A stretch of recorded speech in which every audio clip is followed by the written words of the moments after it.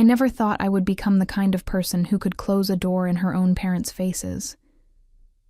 But then again, I never thought they would choose a party over their granddaughter's life. The memory still burned like acid in my chest. 7 years had passed since I stood in that hospital corridor, phone pressed to my ear, begging my mother for help. 7 years since I heard her say the words that shattered whatever remained of our family bonds. 7 years since I buried my 2-year-old daughter, Sophia, in a cemetery plot I could barely afford.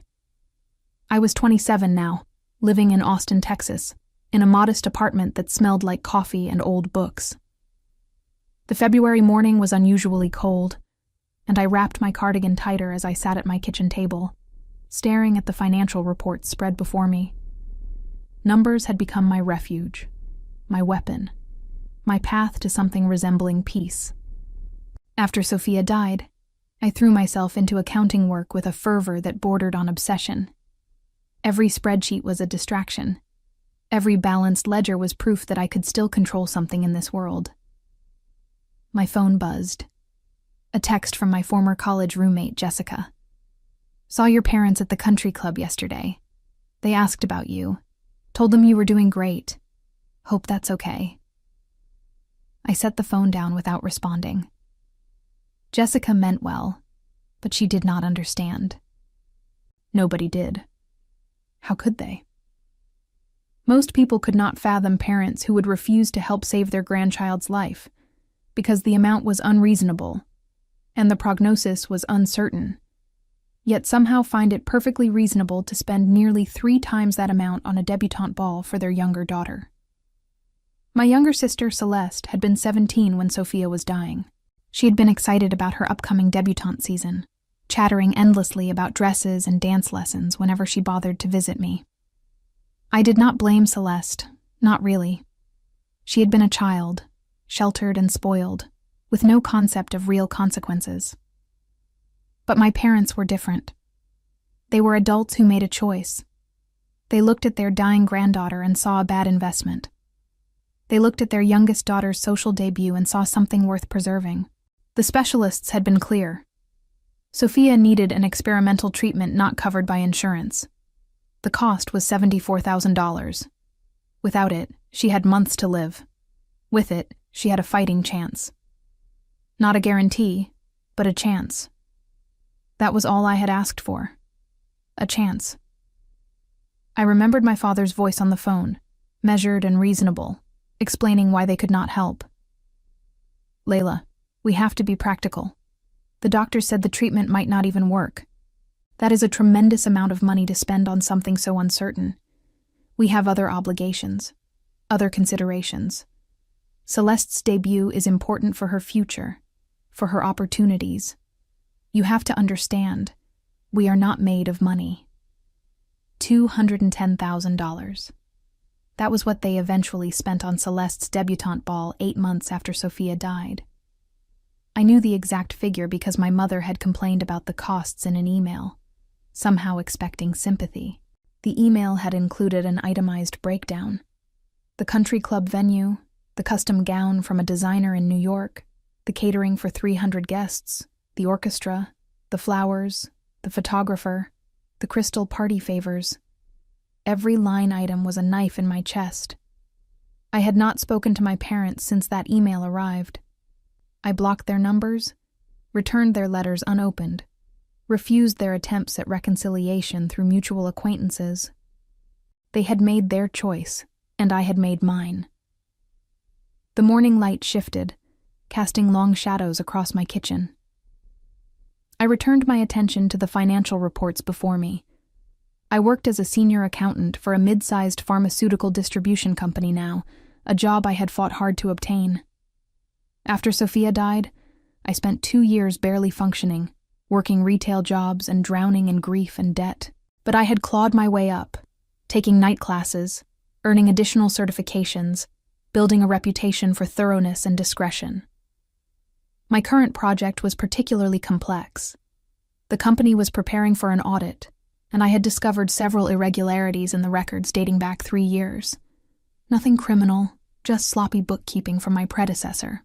Fixing it required painstaking attention to detail, cross-referencing hundreds of transactions, rebuilding a coherent financial narrative from fragments of data.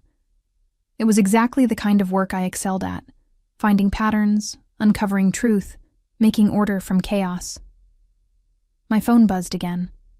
This time it was my supervisor, Kenneth, asking if I could come to the office early to discuss the audit preparation. I texted back confirming I would be there within an hour, then gathered my materials and prepared to leave. As I locked my apartment door, I caught sight of my reflection in the hallway mirror. I looked older than 27. There were permanent shadows under my eyes, and my dark hair, which I wore in a simple ponytail, had started showing gray at the temples. I had lost weight I could not afford to lose, and my clothes hung loosely on my frame. But my eyes were sharp, alert, calculating. They were the eyes of someone who had learned to survive. The drive to the office took 30 minutes through morning traffic. I used the time to mentally prepare for the day ahead, running through the audit checklist, anticipating questions, planning responses. Control and preparation had become my mantras. If I could not control what had happened to Sophia, I could at least control everything else. The pharmaceutical distribution company where I worked occupied a modern glass building on the outskirts of Austin. It was not glamorous work, but it was stable and well-paying, and it kept my mind occupied. Kenneth was already in the conference room when I arrived, along with 2 external auditors I had not met before. "Layla, thank you for coming early," Kenneth said, gesturing to a chair. "These are the auditors from the Regulatory Oversight Board. They have some questions about the discrepancies you flagged in your preliminary report." I spent the next 3 hours walking them through the financial irregularities, explaining the pattern of errors, demonstrating how I had traced each transaction back to its source. The auditors were impressed with my work, complimenting my thoroughness. Kenneth looked relieved. By the time the meeting concluded, I felt the familiar satisfaction of a job done well. It was a small victory, but I had learned to appreciate small victories. During my lunch break, I sat in my car and ate a sandwich I had brought from home. Money was still tight, even with my better salary. I was slowly paying down the medical debt from Sophia's illness, chipping away at a mountain that seemed to grow no matter how much I paid. The hospital bills, the funeral costs, the credit cards I had maxed out trying to find any possible way to save her. All of it still haunted me. My phone rang. An unknown number with an Austin area code. I almost declined the call, but something made me answer. "Is this Layla?" The voice was female, older, tentative. "Yes. Who is this?" "This is Diane. I am a friend of your mother's. She asked me to reach out to you." I should have hung up immediately. Instead, I felt a cold fury settle in my chest. "Tell my mother I have nothing to say to her. Please, just listen for a moment. Your parents are desperate to reconnect with you. They miss you terribly. Your father has not been well, and your mother thinks the estrangement is making things worse. They want to make amends." "Make amends?"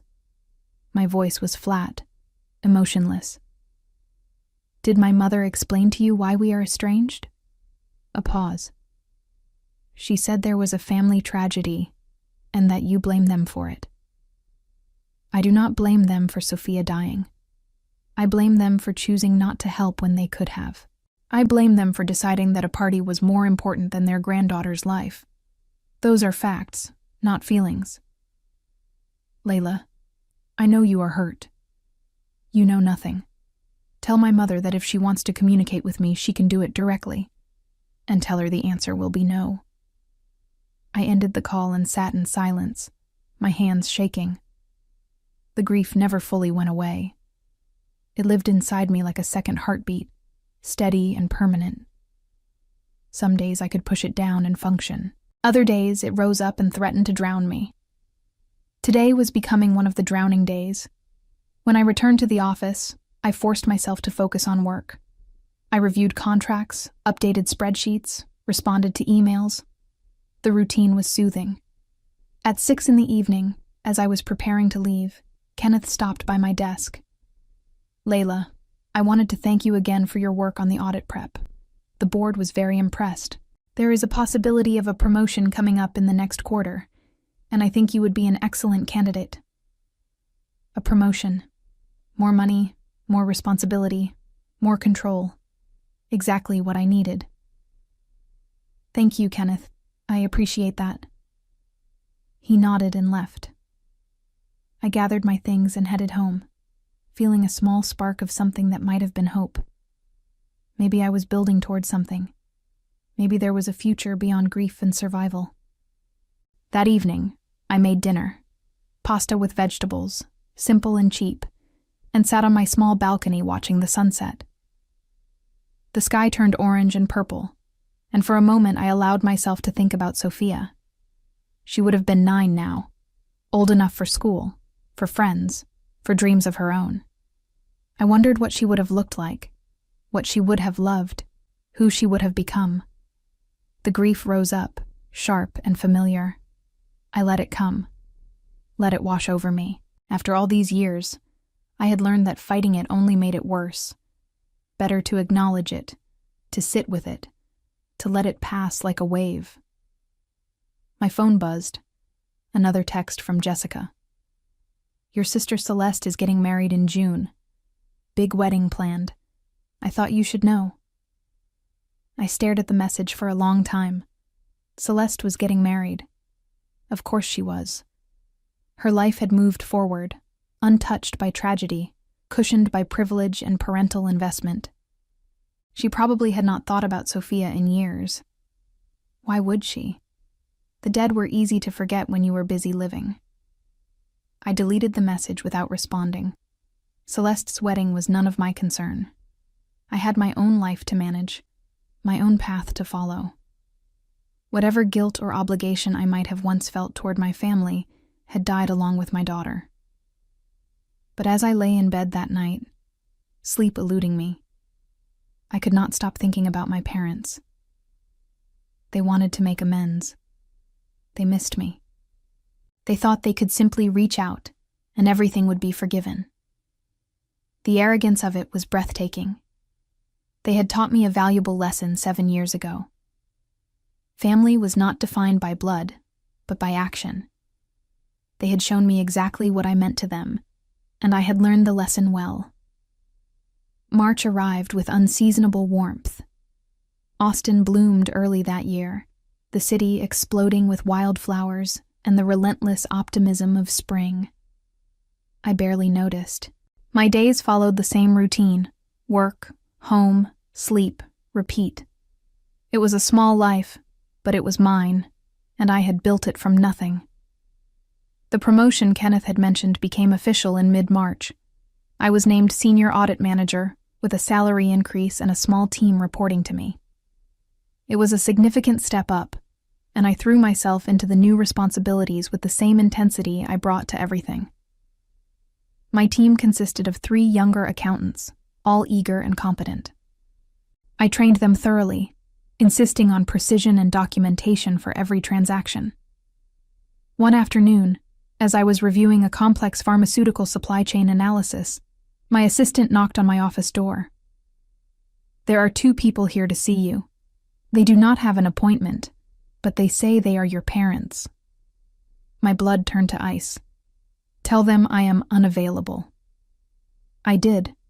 They said they would wait as long as necessary. I stood up, fury coursing through me. The audacity of showing up at my workplace was stunning. They had no boundaries, no respect, no understanding of what they had done. Tell security to escort them out of the building. If they refuse to leave, call the police. My assistant looked uncomfortable but nodded.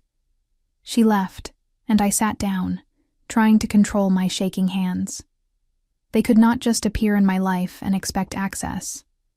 They had forfeited that right. They had chosen Celeste's party over Sophia's life, and now they would live with the consequences. 20 minutes later, my assistant returned. They left, but your mother left this envelope for you. I took the envelope without comment and set it aside. I did not open it that day or the next. It sat on my desk like a small bomb, contained but dangerous. Finally, after a week, curiosity got the better of me. I opened it during my lunch break, when I knew I would be alone. Inside was a handwritten letter from my mother, several pages long. Her handwriting was shaky, less elegant than I remembered. I began reading despite myself. My dearest Layla, I do not know how to begin this letter except to say that I am sorry. Your father and I are sorry. We have carried the weight of our decision for 7 years, and it has nearly destroyed us. Not a day goes by that we do not think about Sophia, about what we could have done differently, about the choice we made. We were wrong. We were selfish and short-sighted and cruel. We told ourselves that we were being practical, that we were protecting the family's resources, that the medical prognosis was too uncertain to justify such an expense. But the truth is, we were scared. Scared of losing everything, scared of being vulnerable, scared of admitting that we could not fix everything. And in our fear, we made the worst possible choice. We lost you, and we lost Sophia, and we have spent every day since living with that loss. The letter went on for pages, detailing their regrets, their attempts to process their guilt, their declining health and strained marriage. My father, apparently, had suffered a minor stroke the previous year. My mother had developed anxiety so severe she rarely left the house. Celeste, now 24, was planning her wedding and wanted me there. But my parents had not told her about our estrangement. They had maintained the fiction that I was simply busy with work, too overwhelmed to visit. The lies they told to preserve appearances were almost as offensive as the original betrayal. The letter concluded with a plea. We do not expect forgiveness. We do not deserve it. But we are begging you to allow us back into your life, even in the smallest way. We are your parents, and we love you, and we cannot bear this separation any longer. Please, Layla, please give us a chance to show you that we have changed, that we understand what we did, that we can do better. I read the letter twice, then folded it carefully and put it back in the envelope. My hands were steady now, my mind clear. They were sorry. They regretted their choice. They wanted another chance. And none of it mattered. Sorry did not bring Sophia back. Regret did not erase 7 years of silence. Guilt did not pay the medical bills that still followed me. They wanted absolution, but I had none to give. They had shown me who they were in my darkest moment, and I believed them. I threw the letter in the trash and returned to work. That evening, I met Jessica for coffee at a small cafe near my apartment. She had been persistent about getting together, and I finally agreed, mostly to stop her from texting me every other day. Jessica was one of the few people from my old life who had remained in contact, and even that relationship was strained. You look good, Jessica said as we sat down with our drinks. The promotion must be treating you well. It keeps me busy. Too busy for your family? She said it casually, but I caught the edge in her voice. Jessica, if you invited me here to lecture me about my parents, we can end this now. She held up her hands. I am not lecturing. I am just saying that life is short and grudges are exhausting. Your parents made a mistake. A mistake is forgetting someone's birthday. What they did was a choice. Fine, a choice. A terrible choice. But people can change. They can grow. I took a long sip of coffee, considering my words. When Sophia was dying, I called everyone I knew begging for help. I started a fundraising campaign online that raised less than $8,000. I sold everything I owned. I begged the hospital for payment plans, for charity care, for anything. And through all of that, my parents knew what was happening. They knew I was desperate, and they chose to save their money for a party instead. That was not a moment of weakness or poor judgment. That was a revelation of character. Jessica was quiet for a moment. Your sister wants you at her wedding. Celeste can want whatever she likes. I have no interest in celebrating with a family that let my daughter die. Celeste was not responsible for what your parents did. No, but she benefited from it. She got her expensive debut, her privileged life, her fairy tale wedding, all subsidized by Sophia's death. Jessica looked uncomfortable. That is not fair. Fair? I laughed, a harsh sound. Nothing about this is fair, but it is honest. We finished our coffee in awkward silence. As we were leaving, Jessica touched my arm. I know you are angry. You have every right to be. I just hope someday you find a way to let go of some of that anger, for your own sake. It is eating you alive. I did not respond. What could I say? The anger was all I had left. It kept me moving forward, kept me working, kept me from collapsing under the weight of everything I had lost. Without it, I was not sure what would remain. April brought unexpected complications. My father had another stroke, more severe this time, and was hospitalized. I learned this not from my parents, but from a distant cousin who called me out of the blue, assuming I already knew. The cousin, Patricia, was sympathetic, but confused by my lack of response. Are you planning to visit him? She asked. Your mother is beside herself. She needs family support right now. She has Celeste, I said simply. Celeste is busy with wedding planning. Your mother specifically asked for you. I felt nothing. No guilt, no concern, no flicker of familial obligation. 7 years ago, my daughter had been dying, and I had needed them. They had chosen otherwise. Now the situation was reversed, and they expected different rules to apply. The hypocrisy was staggering. I am sorry my father is ill, but I cannot help, I said, and ended the call. But the news bothered me more than I wanted to admit. Not because I cared about my father's health, but because it disrupted the careful emotional distance I had maintained. My parents had been abstract concepts for years, villains in a story I told myself to make sense of my pain. Now, they were real people again, aging and vulnerable, and that made everything more complicated. I tried to focus on work, but my concentration was fractured. During a team meeting, I snapped at one of my junior accountants for a minor error, then had to apologize. Kenneth noticed my distraction and pulled me aside. Everything okay? You seem off lately. Family issues, I said vaguely. He nodded sympathetically. Take some time if you need it. You have plenty of leave saved up. But time off was the last thing I wanted. Work was my anchor, my distraction, my proof that I was still functional. Without it, I would have nothing but memories and grief, and the growing realization that my revenge, my years of silence and rejection, had not brought me any peace. That weekend, I did something I had not done in months. I drove to the cemetery where Sophia was buried. It was a small, modest place on the eastern edge of Austin, with rows of simple headstones and ancient oak trees providing shade. Sophia's grave was in a far corner, marked by a small granite stone with her name and dates. Sophia Grace. Born March 12th. Died September 7th. I sat on the grass beside her grave and tried to remember her face. 7 years had blurred the details. I could recall impressions. Her dark curls, her laugh, the way she clutched her stuffed rabbit. But the specifics had faded. I had photographs, of course, but they felt increasingly like pictures of someone else's child, someone else's life. I do not know what to do, I said aloud to the stone. They want back in, and I want them to suffer. But nothing I do makes me feel better. I thought keeping them out would be enough, but it is not. The stone offered no answers.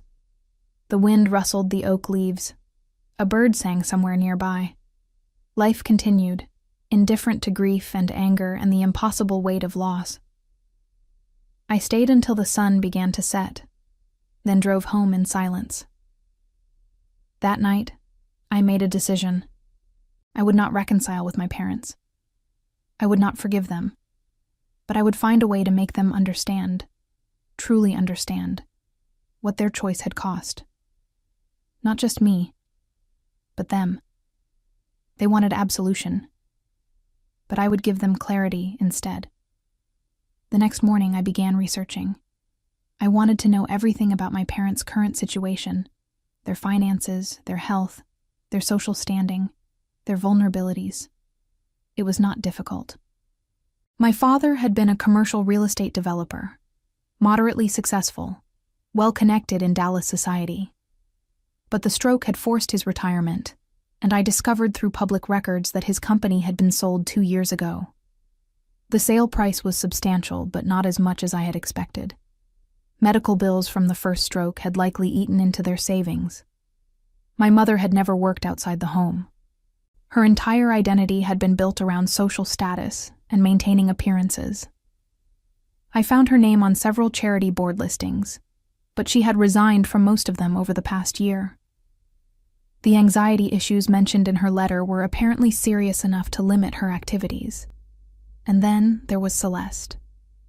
Her wedding was scheduled for mid-June at an exclusive venue in Dallas. The guest list was supposedly over 400 people. I found the wedding website, complete with registry and photos of the happy couple. Celeste's fiancé was named Julian, a finance professional with a polished smile and impressive credentials. They looked perfect together, like models in a bridal magazine. The registry told me everything I needed to know about their financial situation. Luxury items, expensive china, a honeymoon fund requesting contributions for a month-long European tour. My parents were clearly funding much of this, just as they had funded the debutante ball. Old habits died hard. An idea began forming. It was petty and cruel and exactly what they deserved. I spent the next week refining the plan, working through the details, anticipating obstacles. The beauty of it was its simplicity. I would not need to lie or manipulate. I would only need to tell the truth at the right moment, to the right people, in the right way. By the end of April, my father was home from the hospital, recovering slowly. Patricia called me again with updates I had not requested. He had limited mobility now, required a walker, spoke with a slight slur. My mother was his primary caregiver, overwhelmed and exhausted. Celeste visited when she could, but she was consumed with wedding preparations. "Your parents are asking about you constantly," Patricia said. "It would mean so much if you would just visit, even for an hour." "No," I said firmly. "I understand this is difficult for you to comprehend, Patricia, but my answer is final. Please stop calling me about this." She made a sound of frustration. "You are being incredibly selfish, Layla. Whatever happened between you and your parents, surely it is not worth this level of cruelty. They are suffering. They made choices that led to suffering. Those consequences belong to them. You sound like you hate them." I considered this. "No, I do not hate them. Hate requires emotional investment. I simply do not consider them family anymore." Patricia hung up on me. I did not blame her. To someone outside the situation, I probably did seem cruel and unforgiving. But Patricia had not watched her child die while her parents counted their money and planned parties. She had not lived through that particular hell, and therefore her opinion was irrelevant. In early May, I received an unexpected visitor at my apartment. I had just gotten home from work when there was a knock on my door. Through the peephole, I saw a young woman with dark hair and familiar features. Celeste. I opened the door but did not invite her in. "What are you doing here?" She looked nervous, younger than her 24 years. "I need to talk to you. Please, Layla. Just a few minutes." Against my better judgment, I stepped aside and let her enter. My apartment was small and sparsely furnished, a stark contrast to the luxury she had grown up with. She looked around with barely concealed surprise, probably wondering how her sister had ended up living like this. "How did you find my address?" I asked. "I hired someone, a private investigator. I needed to see you." I folded my arms across my chest. "Why?" "Because you are my sister, and I miss you. and I am getting married in 6 weeks, and I want you there." The words came out in a rush. "I know you are angry at Mom and Dad. I know something happened years ago that made you cut them off. But whatever it was, surely we can move past it. You are my only sister. I want you at my wedding." I stared at Celeste, this stranger wearing my sister's face. 7 years had changed her from a selfish teenager into a poised young woman, but the fundamental disconnect remained. She had no idea what had happened. My parents had never told her the truth. "What did they tell you about why I stopped speaking to them?" I asked. She shifted uncomfortably. "They said you were going through a difficult time after your daughter passed away, that you needed space to grieve, and blamed them unfairly for not being able to help more. Mom said you were angry because they could not drop everything to support you financially, that they had other obligations." The rage that rose in me was cold and clarifying. Of course they had lied. Of course they had reframed their monstrous choice as reasonable boundary setting. They had protected their image, even to their own daughter. "Sit down," I said. "If you want to understand why I will never attend your wedding or speak to our parents again, I will tell you the truth. But once I tell you, you cannot unhear it." Celeste sat on my threadbare couch, her designer handbag clutched in her lap. I remained standing, needing the physical advantage. When Sophia was 2 years old, she was diagnosed with a rare genetic disorder. The doctors said she had maybe 6 months without treatment. There was an experimental therapy available that could potentially save her life, or at least extend it significantly. The treatment cost $74,000 and was not covered by insurance. I was 20 years old, working as a waitress, drowning in bills. I had no way to raise that kind of money on my own. Celeste's eyes widened. "I remember you were struggling. Mom mentioned it once or twice. I called our parents and begged them for help. I explained the situation, sent them all the medical documentation, showed them the payment plans I had tried to arrange with the hospital. I asked them to loan me the money, promised I would pay back every cent. Do you know what they said?" She shook her head slowly. "They said it was too much money for something uncertain, that the doctors themselves admitted the treatment might not work, that they had other financial obligations and could not afford to take that risk. They told me no, Celeste. They looked at their dying granddaughter and decided she was not worth the investment." Celeste's face had gone pale. "That cannot be true. They would not—" "Sophia died 8 months before your debutante ball. That ball cost $210,000. I know because Mom sent me an itemized list complaining about the expenses. She expected sympathy. Instead, she showed me exactly what they valued more than their grandchild's life. The silence that followed was absolute."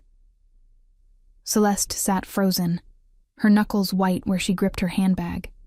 When she finally spoke, her voice was barely a whisper. "I did not know.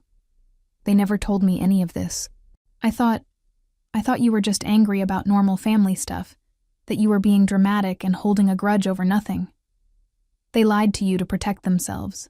They have spent 7 years maintaining the fiction that I am the unreasonable one, that I am cruel for cutting them off. But I am not cruel, Celeste. I am simply holding them accountable for their choices."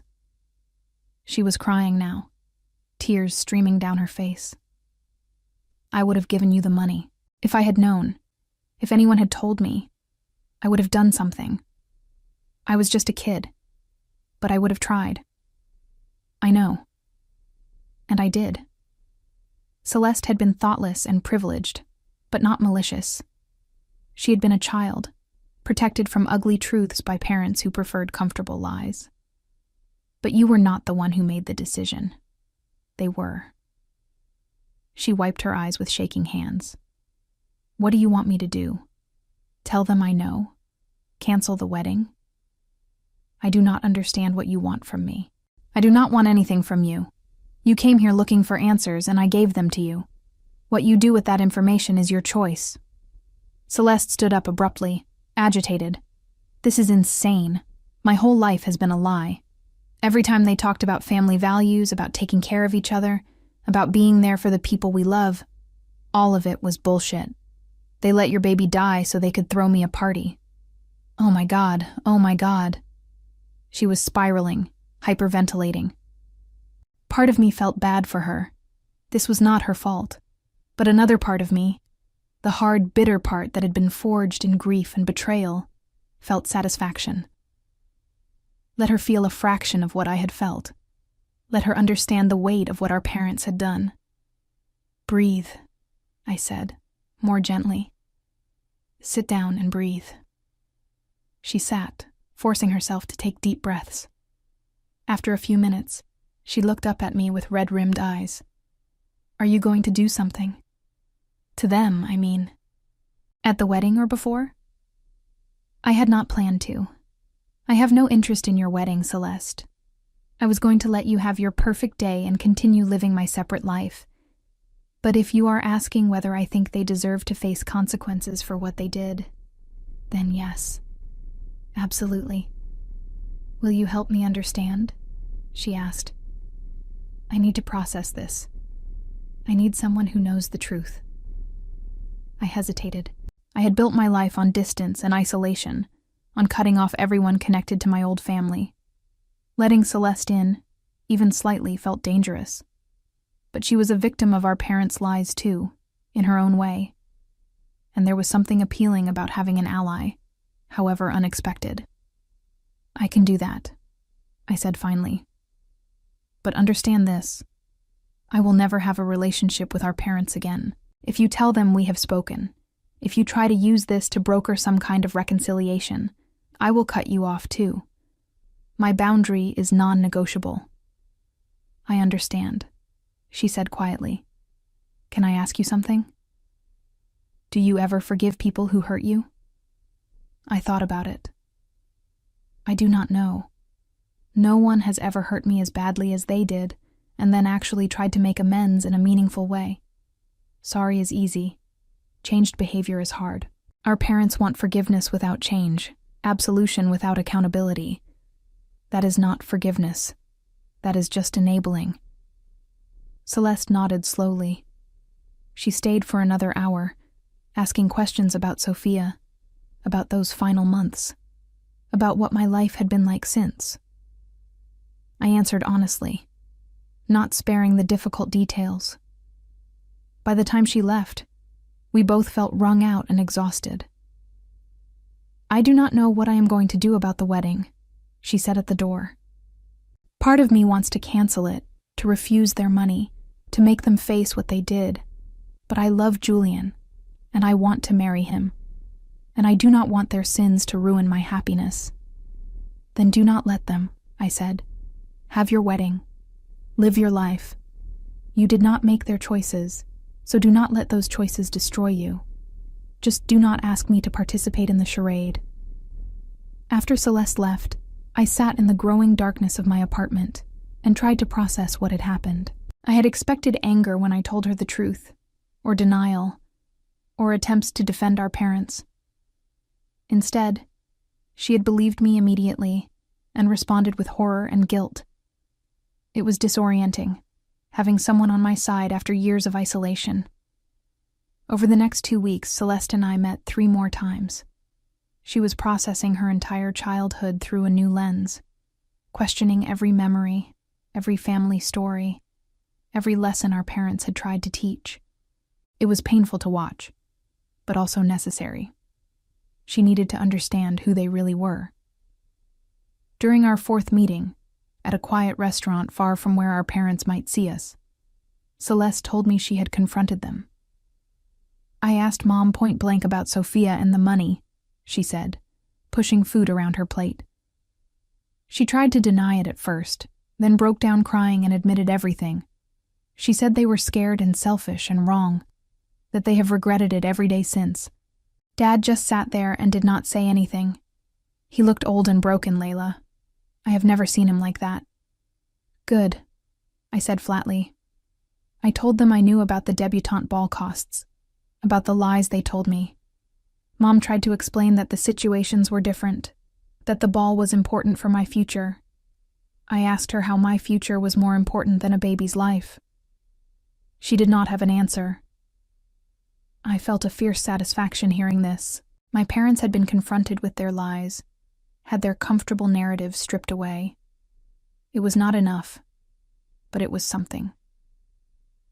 "What did you tell them about the wedding?" I asked. That I still wanted to get married, but that I could not look at them the same way. That they had destroyed my image of our family, and I needed time to figure out what I believed about them now. Mom begged me not to cancel, said she could not bear losing another daughter. I told her she had not lost me, but she had lost my trust. How did that feel? Awful. Necessary. Like lancing an infected wound. Celeste took a long drink of water. "I have been thinking about what you said, about forgiveness requiring changed behavior. I do not think they can change. They are too invested in seeing themselves as good people who made one bad decision under pressure. They cannot accept that their choice revealed something fundamental about their character." I nodded. This was exactly right. My parents wanted to frame their decision as an aberration, a moment of weakness, rather than accept it as a true reflection of their values. People who genuinely changed did not make excuses. They did not minimize. They did not ask their victims to move on for the sake of peace. "Are you going to tell Julian?" I asked. I already did. He was horrified. He wanted to call off the wedding, refuse their money, make them face consequences. But I talked him down. My revenge is not going to be dramatic or public. It is going to be slow and permanent. They can fund my wedding, but it will be the last thing they ever do for me. After this, I am done. No more Sunday dinners, no more holidays, no more pretending we are a happy family. They will get to watch me live my life from a distance, knowing they destroyed any chance of real connection. It was a measured adult response, and I respected it. Celeste was not me. She had not lost a child. Her pain was different. Her path to healing would be different, and she was entitled to handle it in her own way. "I am proud of you," I said, surprising myself, "for facing the truth. That takes courage." "I learned from watching you," she said. "You refused to pretend everything was fine. You held the line even when everyone told you to let it go. That is strength, Layla. I want that kind of strength." We talked for hours that night, sharing memories and wounds and tentative plans for separate futures. By the time we parted, something had shifted between us. We were not close exactly, but we were not strangers anymore either.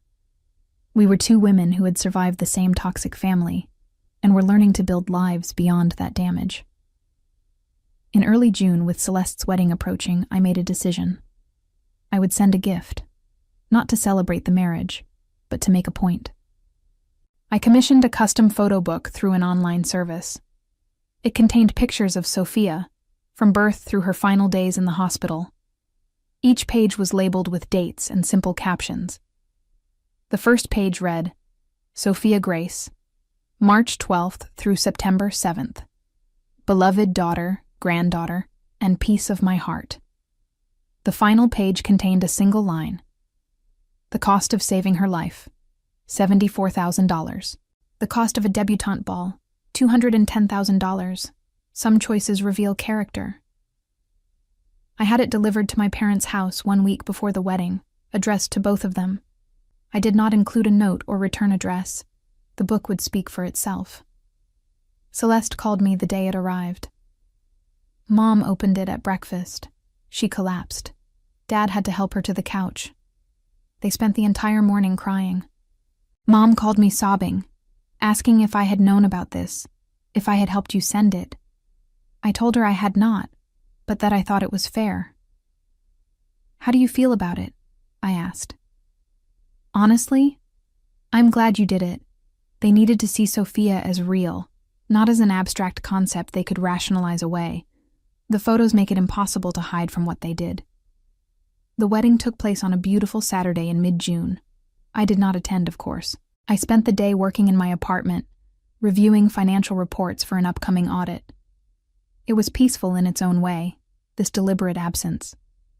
While my family celebrated with 400 guests, expensive champagne, and orchestral music, I was doing exactly what I wanted, living the life I had built from the ashes of their betrayal.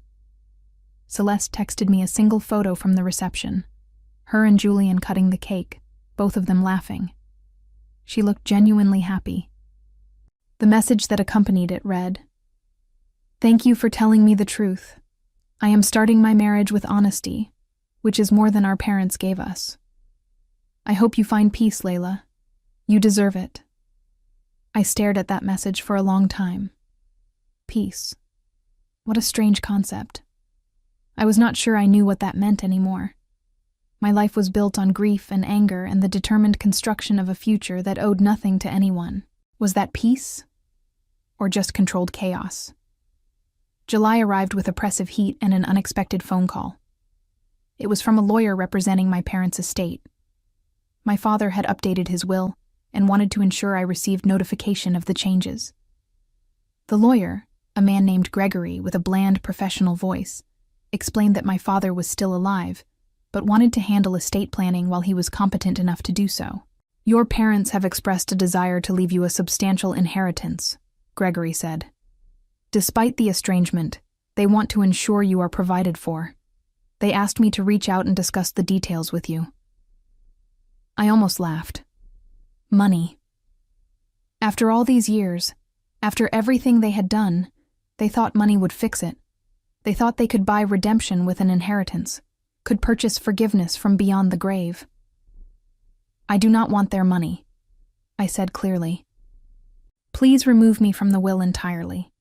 Leave everything to Celeste or donate it to charity. I want nothing from them." Gregory paused. "Miss Layla, I would encourage you to think carefully about this. The amount in question is significant, potentially over $1 million after the estate is settled. That kind of financial security could change your life. My answer is final. Draw up whatever paperwork is necessary to remove me as a beneficiary. I will sign it and return it within the week." "May I ask why? Most people in your situation would—" "Most people were not in my situation. Remove me from the will, Gregory. That is my only instruction." I hung up and sat in silence. $1 million. The number was almost funny.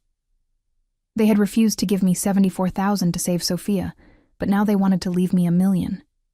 It was guilt, masquerading as generosity, an attempt to rewrite history with money they would not even be alive to miss. That evening, I called Celeste and told her about the conversation.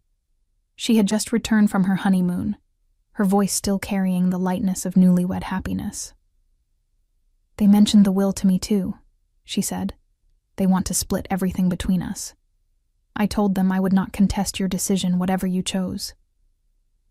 "I am refusing it. All of it. I figured you would. What do you want me to do with your share?" The question caught me off guard. "What do you mean?" "If you are removed from the will, everything comes to me. But that does not seem right. Half of it should be yours, even if it does not come directly from them. So I am asking, what do you want me to do with it?" I thought about it. The money itself was tainted, contaminated by their guilt and too late attempts at redemption. But Celeste was offering me something different. Not their money, but her acknowledgement that I had been wronged, that I deserved compensation for what they had stolen from me. "Start a medical fund," I said slowly, "for families who cannot afford experimental treatments for their children. Make it focused on cases where insurance will not cover the costs, and time is critical. Call it the Sophia Grace Memorial Fund. Use half the inheritance to establish it, and whatever is left after they die. I do not want to be listed as a founder or have my name attached to it in any way. Just create something good out of their guilt money." Celeste was quiet for a moment. When she spoke, her voice was thick with emotion. "That is perfect. I will make it happen. I promise. And Celeste? Make sure they know about it. Make sure they understand that their money is being used to save the children they were too selfish to save themselves. Let that be part of their legacy. You are absolutely terrifying sometimes, you know that? Good. Over the next month, I focused on work with renewed intensity. Kenneth had assigned me to lead a major audit of a new pharmaceutical partner, a company based in Houston that was seeking to join our distribution network. The audit required extensive travel and analysis, exactly the kind of immersive project I needed. During this time, my parents made one more attempt to reach me. They showed up at my office building again, despite my previous instructions to security. This time, however, I agreed to see them, not out of any softening of my position, but because I had something to say, and I wanted to say it to their faces. We met in a conference room on the ground floor, neutral territory with glass walls and harsh fluorescent lighting. My father looked diminished in his wheelchair, his face slack on one side from the strokes. My mother had aged dramatically, her hair completely white now, her hands shaking as she clutched her purse. I sat across from them and waited. They had requested this meeting. They could speak first. My mother started crying immediately. "Layla, please. We know we cannot undo what we did. We know we failed you and Sophia in the worst possible way. But we are your parents, and we love you, and we are begging you to let us back into your life before it is too late." "No," I said simply. My father tried to speak, his words slurred, but understandable. "We were wrong, scared and wrong. Thought we were protecting the family finances. Realize now how monstrous that sounds. Please, daughter, please forgive us." You keep using that word, forgive. Do you even know what you are asking for? Forgiveness is not about making you feel better about what you did. It is not about relieving your guilt or giving you peace before you die. Real forgiveness would require you to fully comprehend the magnitude of your betrayal and accept that the relationship you destroyed cannot be rebuilt.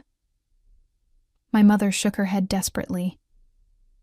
"We do comprehend it. We think about it every single day. Sophia's face haunts us. The choice we made haunts us. We are drowning in regret. And yet, given the choice again, I do not believe you would choose differently.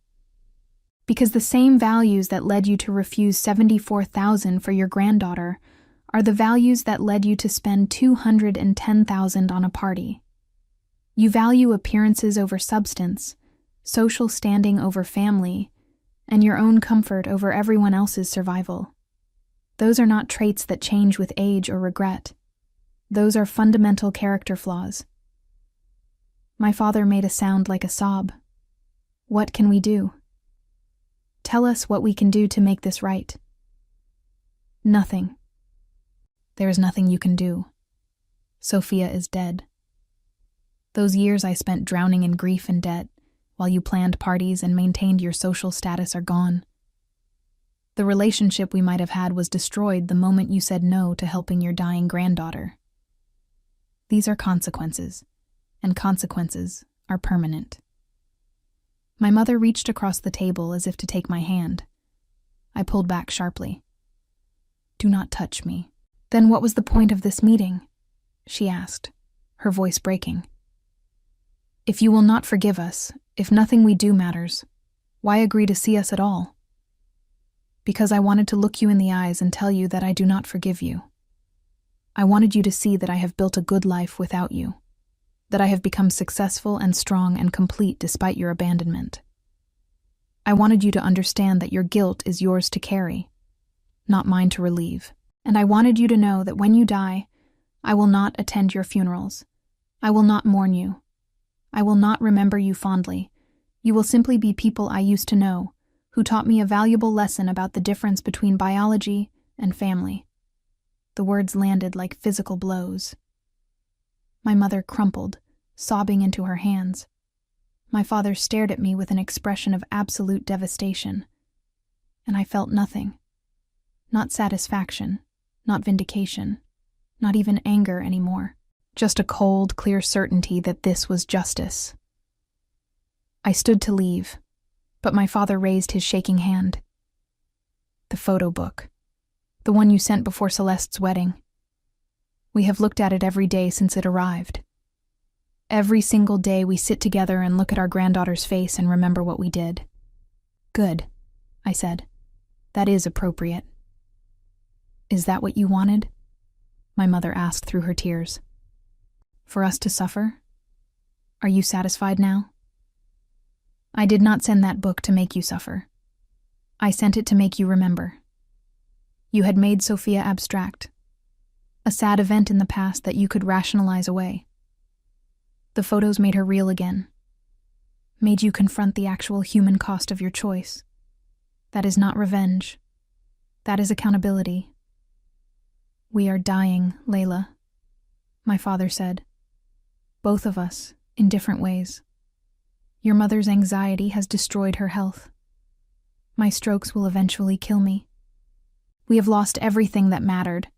Our daughter, our granddaughter, our self-respect, our peace. Is that not enough punishment? It is not about punishment. It is about natural consequences. You made a choice that revealed who you are. I made a choice to remove you from my life based on that revelation. These are simply the results of our respective decisions. My mother looked up at me with red, swollen eyes. When did you become so cold? You used to be such a warm, loving person. What happened to that girl? She died in a hospital room 7 years ago, begging her parents for help that never came. What you see now is what survived. I left the conference room without looking back. Security escorted my parents from the building, and I returned to my office. My hands were steady as I gathered my materials for the Houston audit. My mind was clear. The meeting had been necessary, a final severing of whatever phantom connection might have remained. That evening, Celeste called. They told me about the meeting. Mom was hysterical. She said you were cruel and heartless. I was honest. I know. That is what terrified them. They expected anger they could respond to, emotion they could work with. Instead, you gave them cold truth, and they have no defense against that. How do you feel about all of this? I asked. Honestly. Celeste sighed. Conflicted. They are still my parents, and I still love them in some damaged way, but I cannot unsee what you showed me. I cannot pretend their choice was reasonable or forgivable, so I am maintaining a relationship, but it is surface level. I see them once a month, talk about safe topics, leave before things get deep. It is the best I can manage. That is fair. You get to choose your own path. I talked to a lawyer about the medical fund. We can establish it as a non-profit within 6 months. I am putting in $500,000 now, from my own savings and wedding gifts. When Mom and Dad die, the rest of the inheritance will go into it as well. We should be able to help at least 12 families a year, maybe more. Tears stung my eyes unexpectedly.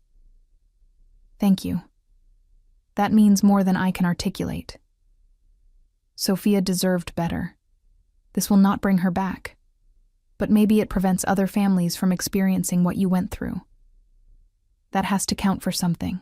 After we hung up, I sat on my balcony and watched the Austin skyline light up against the darkening sky. The medical fund was not revenge exactly. It was transformation.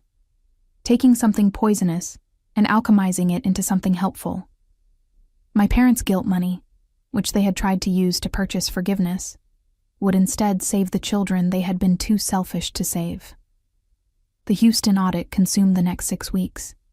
I traveled back and forth, led a team of 4 accountants, uncovered significant regulatory compliance issues, and ultimately recommended against the partnership. It was high-profile work, and Kenneth made it clear that this success had positioned me for further advancement. By late September, I was promoted again, this time to director level with a substantial salary increase and equity in the company. I was 34 years old and financially stable for the first time since Sophia died. The medical debt was finally paid off. I moved to a better apartment, nothing extravagant, but comfortable and safe. I bought new furniture, simple but well made. I started saving money, building a future that belonged entirely to me. On September 7th, the anniversary of Sophia's death, I took the day off work and drove to the cemetery. 7 years. She had been dead now for longer than she had been alive. The thought was devastating in its own way. I sat by her grave and talked to her, updating her on everything that had happened. The confrontation with my parents, Celeste's transformation, the medical fund being established in her name, my career success. I told her about the life I had built from the ruins of losing her, about how I had survived when I thought survival was impossible. I do not know if this counts as healing, I said to the small granite stone. I do not know if I will ever be truly okay, but I am still here, and I am building something that matters. That has to be enough. The wind rustled the oak leaves, and for just a moment, I felt something like peace. Not happiness, not closure, but a quiet acceptance of reality. Sophia was gone. My parents had failed her and me. Those were facts, unchangeable and permanent. But I had taken those facts and built a life anyway. I had taken their betrayal and transformed it into boundaries, their guilt into accountability, their money into help for other families. That evening, I received an email from Gregory the lawyer. My parents had finalized their will, removing me as a beneficiary as requested. Everything would go to Celeste, with the understanding that half would fund the medical nonprofit. The email included a short note from my father, dictated to Gregory because his hands shook too badly to type. Layla, we respect your decision and will honor your wishes. We failed you in every way that matters. We hope that someday, somehow, the good that comes from Sophia's fund will balance even slightly against the harm we caused. We love you, even though we forfeited the right to say so. We are sorry, even though sorry will never be enough. I read the note twice, then deleted it. Their remorse was real. I believe that now. But remorse without change was just self-pity. They had shown me who they were in my darkest moment, and I had believed them. Nothing that came after could erase that fundamental truth. October brought unexpected news. My father died suddenly of a massive stroke. Celeste called me early one morning, her voice raw from crying. He went in his sleep. Mom found him this morning. The funeral is Friday. I am not going to ask you to come. I know you will not. But I wanted you to know. How is your mother? Destroyed. Barely functional. She keeps asking for you. I cannot help her. You know that. I know. I just wanted you to hear it from me, not from some distant relative or social media. Thank you for that. And Celeste, I am sorry you lost your father. Whatever he was to me, he was still your dad, and you are allowed to grieve him. She cried harder at that. I loved him, Layla. Even knowing what he did, I loved him. Does that make me a terrible person? No. It makes you human. Love is not logical. Grieve him. That is your right. I did not attend the funeral, as expected. Instead, I worked from home that day, focusing on quarterly reports and budget projections. I felt nothing about my father's death, no grief or relief or satisfaction. He was simply someone who had existed and now did not. The finality of death did not change what he had done in life. Celeste sent me a single text after the funeral. Over 400 people came. Everyone talked about what a successful businessman he was, what a devoted family man. No one mentioned Sophia. The hypocrisy was suffocating. I did not respond. There was nothing to say. Public image versus private reality. My father had lived his entire life in that gap, and apparently his death would be remembered the same way. 2 weeks after the funeral, Celeste called again. Mom had a breakdown. She is in a psychiatric facility, voluntarily admitted. The combination of Dad's death and the guilt over Sophia and you, it was too much. The doctors think she will be there for at least a month, maybe longer. Will she recover? Physically, probably. Mentally? I do not know. She keeps talking about wanting to see you, about needing to apologize one more time. The therapists say it has become an obsession, that she cannot process her grief because she is fixated on your forgiveness. That is not my problem to solve. I know. I told her therapists the same thing. They asked if you would be willing to write her a letter, just to give her some closure. I said I would ask, but that I did not expect you to agree. I thought about it. A letter. Words on paper that might ease an old woman's suffering. It would cost me nothing, really. Just time and the willingness to articulate one final time why reconciliation was impossible. I will write the letter, I said, but I am not writing it for her closure. I am writing it for my own, to make absolutely clear that my decision is final and the reasons are permanent. Can you accept that?